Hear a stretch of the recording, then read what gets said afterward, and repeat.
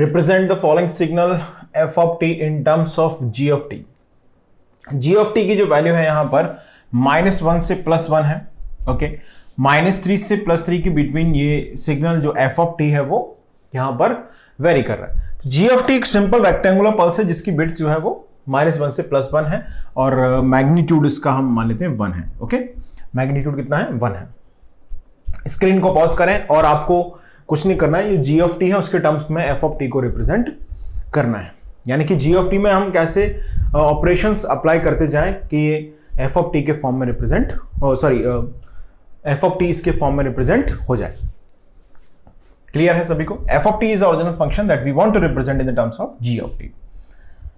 अब अगर हम इस f of t को थोड़ा सा, चलिए आप लोगों ने सॉल्व कर लिया होगा, मैं अब इसे सॉल्व करता हूं। देखें, मान लीजिए अगर हम इस f of t को कुछ सिग्नल्स के पार्ट में ब्रेक करना है, यानी कि हम ऐसा मान के चलें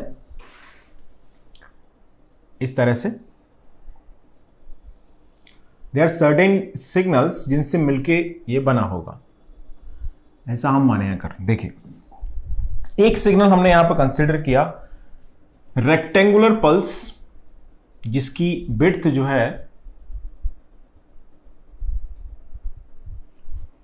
वो -3 से लेके +3 है। ओके, जिसको मैंने सपोज दैट बोल दिया कि ये f1t है, मैग्नीट्यूड 1 है। ओके, एक मैंने मान लिया ये। अब दूसरा हमने यहां पर अज्यूम किया अनदर रेक्टेंगुलर पल्स,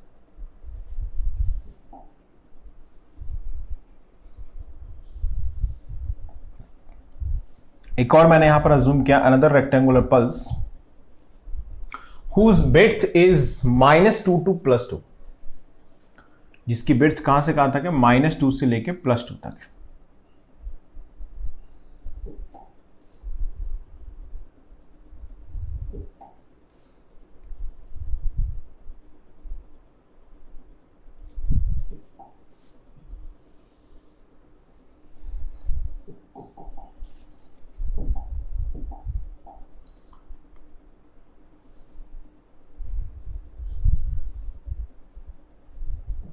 इस तरह से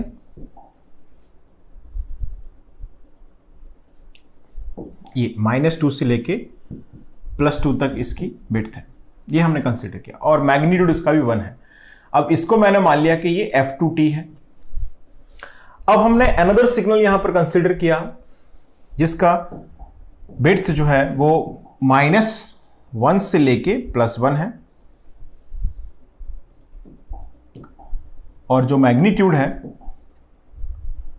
वो 1 है, लाइक दिस। मैग्नीट्यूड कहां है? 1 है और विड्थ है -1 से लेके +1 के बिटवीन। इसे हमने मान लिया f3t। तो जरा ध्यान से इस ग्राफ को हम ऑब्जर्व करें। क्या हम ऐसा बोल सकते हैं कि इस f1t, f2t, f3t इन तीनों को ऐड कर दें तो हमारे पास ft आ जाएगा? बिल्कुल सही है, यस वी कैन से। देखिए, t इज इक्वल टू 0 पर इसकी वैल्यू कितनी? 1, इसकी वैल्यू कितनी? 1, इसकी वैल्यू 1, कितना होगा? 3। तो t इज इक्वल टू 0 पर इसकी वैल्यू कितनी आ गई? 3। आप अगर इसको ब्रेक करके रीड करेंगे ध्यान से आप समझ पाएंगे आसानी से कि -1 से लेके +1 के बिटवीन ये जो रेंज है उसमें सभी 1 1 1 है, तो +3 आएगा इस रेंज में। देखें यहां से। अब हम देखें अगर -1 से -2 वाला लाइन और 1 से 2, तो इस दौरान ये 0 हो चुका है लेकिन 1 से 2 में ये 1 है और ये 1 है, तो 2 आएगा मैग्नीट्यूड। तो यहां पर 2 आया है एज यूजुअल। अब 2 से 3 और -2 से -3 की रेंज को अगर हम नोटिस करते हैं तो यहां पर ये भी 0 हो चुका है 2 से 3 में, ये भी 0 हो चुका है -2 से -3 में, ये तो ऑलरेडी 0 हो चुका था। अब यहां पर इसकी वैल्यू 1 है तो ये वैल्यू आ गई 1। क्लियर है? यानी कि हम ऐसा बोल सकते हैं कि this f of t is simply f1t plus f2t plus f3t। Yes we can say. Okay, अब अगर हम इस f1t को कंपेयर करें g of t के साथ, अच्छा g of t में क्या ऑपरेशन लगाएं हम कि ये बन जाए f1t? अच्छा, मैग्नीट्यूड स्केल पे कोई ऑपरेशन लगाना है क्या? नहीं, ऐसा कोई रिक्वायर्ड नहीं है क्योंकि मैग्नीट्यूड तो 1 है इसका भी। अगर मैं टाइम स्केल को नोटिस करूं तो मैं ऐसा बोल सकता हूं कि अगर इसे एक्सपैंड कर दिया जाए, कितनी वैल्यू से? ये -1 से +1 है, -3 से +3 तक इसे अगर क्या कर दिया जाए? एक्सपैंड कर दिया जाए, तो ये इक्विवेलेंट टू क्या हो जाएगा, ये f1t हो जाएगा। और जब सिग्नल को हम एक्सपैंड करते हैं तो स्केलिंग फैक्टर क्या होता है, लेस देन 1। यानी कि मैं ऐसा बोल सकता हूं this f1t is equal to what, this f1t is equal to gt/3 if I am not wrong, correct है।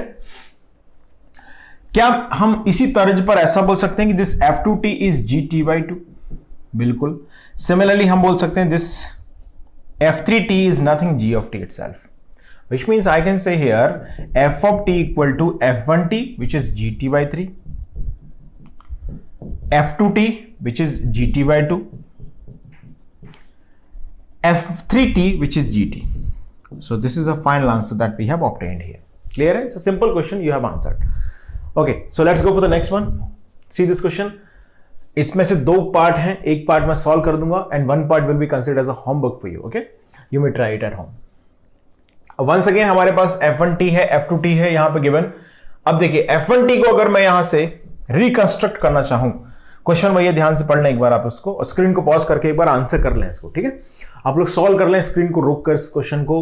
Represent the following signal gt, signal f of t, f1t and f2t है। यहां पर कुछ मिस्टेक है printing, कोई नहीं, मैं लिखा देता हूं, लिखना आप। Represent the following signal f1t and f2t in terms of gt, ये क्वेश्चन है as same as previous one.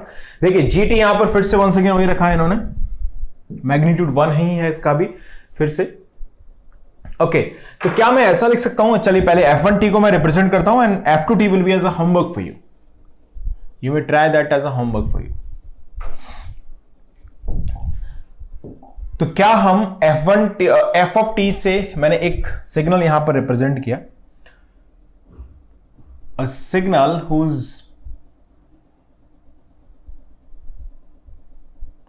Bits is 4, या हम बोले 0 से 4 और magnitude I have taken 1। This is I am saying this is f1t। Okay, अब मैंने another signal consider किया, मैंने यहां पर अनदर सिग्नल कंसीडर किया,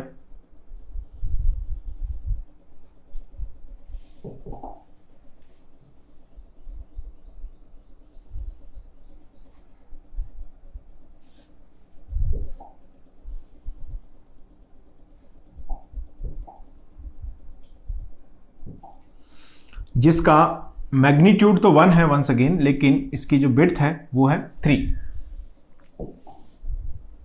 0 से 3। मैग्नीट्यूड इसे हमने बोल दिया कि ये f2t है, मैग्नीट्यूड 1 है, 0 से 3 विड्थ है। अनदर सिग्नल हमने कंसीडर किया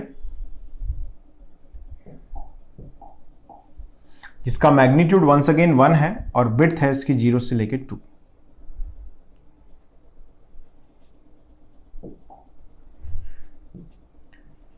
मैग्नीट्यूड 1 है और इसे मैंने लिखा f3t। ओके, अब हमने अनदर सिग्नल यहां पर कंसीडर किया जिसकी विड्थ है 1 और मैग्नीट्यूड भी कितना है 1, लाइक दिस 1 0 1, और इसे हमने लिखा f4t। अब जरा ध्यान देंगे आप, अगर मैं this f1t plus f2t f3t f4t इन सब को ऐड कर दूं तो यहां पर हमारे पास क्या जनरेट हो जाएगा, सिंपल हमारे पास जनरेट होगा यहां पर दिस, ये ऐड हुआ यहां से, ये सभी पॉइंट्स ऐड हो गए। ओके, आगे अगर हम बढ़ते जाएं इसी तरह से सिमिलर वे में, तो अगर आप देखेंगे तो इन सभी की वैल्यूज जैसे at 4 t is equal to 3 to 4 के बिटवीन अगर हम जाएंगे, 3 to 4 के बिटवीन अगर हम कंसिडर करें तो सिर्फ आप एक चीज ऑब्जर्व करेंगे कि यहां पर इसी की वैल्यू 1 है, तो आखिरी वैल्यू कितनी आ रही है 1। 2 से 3 के बिटवीन अगर हम नोटिस करें इसको, बिटवीन 2 to 3,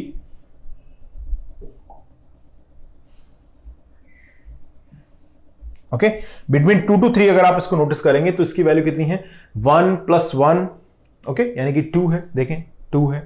अब अगर आप नोटिस करें बिटवीन 1 to 2, तो 1 to 2 में अगर हम नोटिस करते हैं तो 1 to 2 में दिस इज 1 + 1 + 1 कितना हो गया 3, और 0 से 1 के बीच में 1 + 1 + 1 कितना हो गया 4। तो ये एग्जैक्टली मैं ऐसा बोल सकता हूं यहां पर कि this f1t is equal to, I should not say this is f1, something different we can say, क्योंकि यहां पर फिर कंफ्यूजन हो जाएगा।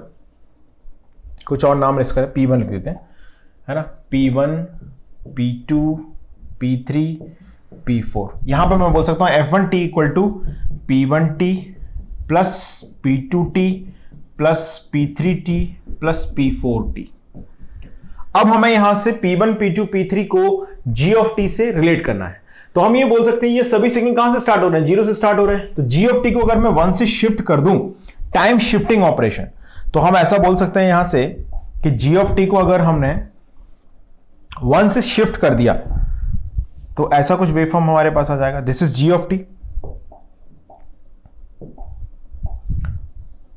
लाइक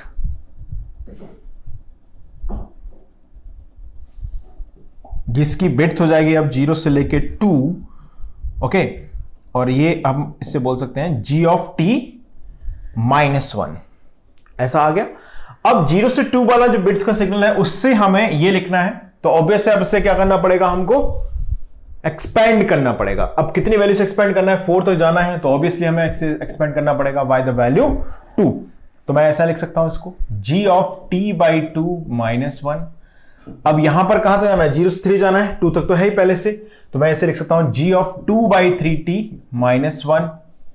यहां पर मुझे एग्जैक्टली इसे ही रिप्रेजेंट कर देना है, तो g ऑफ t -1, और अगर हम इसे देखें तो इसे कंप्रेस किया गया है, तो हम इसे बोल सकते हैं g ऑफ 2t -1। इन सभी को ऐड कर देंगे तो आपको f1t की वैल्यू मिल जाएगी। And this f2t is a homework for you, okay, let's try it at home.